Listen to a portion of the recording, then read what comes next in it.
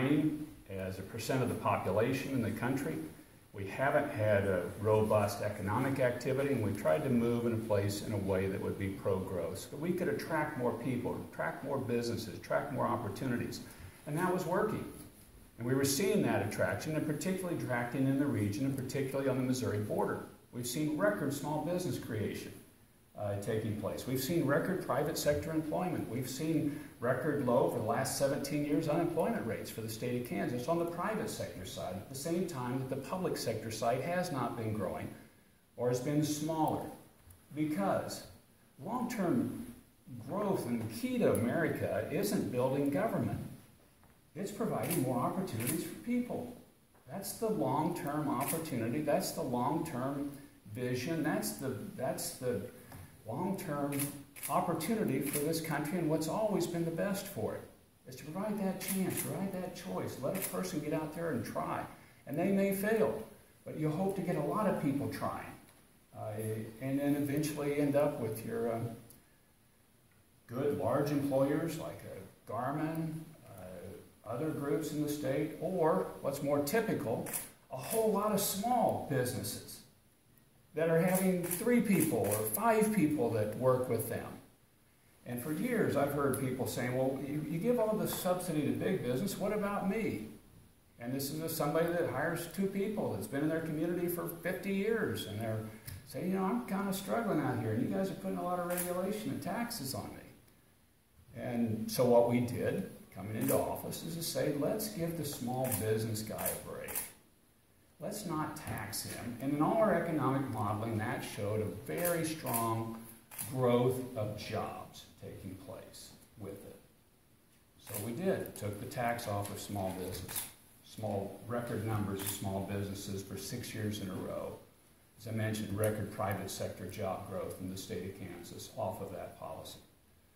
People are saying they didn't like that policy. They said, no, we don't like that model. We think that gets abused, and wanted to tighten that up, which I'm just fine with doing. But instead what happened was it was not tightened up, it was taken away altogether.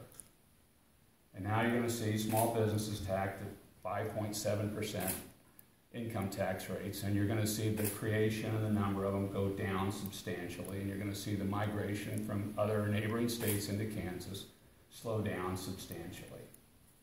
And this is not to our long-term benefit.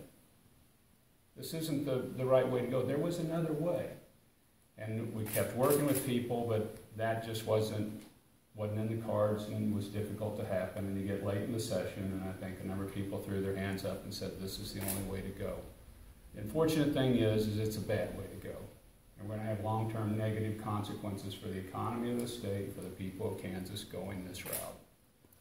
I regret that. I think that's bad for the long-term trajectory of this state.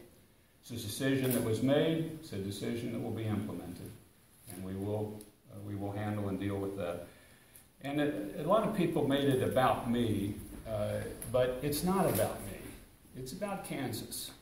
It's about the future of the state. It's about which way we want to go.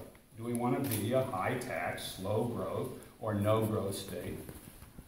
Or a pro-growth state, that over time, and these things take time, you have to take the variables of commodity prices and the complexities of an economy, which are substantial. Economies aren't single entity creatures, that one thing happens and everything blossoms off of it. It's multiple sets of factors, and we've had commodity prices over the last 3 or 4 years, and those have a big impact on us. And we continue to have slow performance in our aviation sector, of the business jet sector. Those sales, they continue to be down. So you got fundamentals of this economy that have poorly performed over the last several years, but you can't blame the tax policy on that. Those are global forces that create and cause that. So I think we've taken a big step backwards.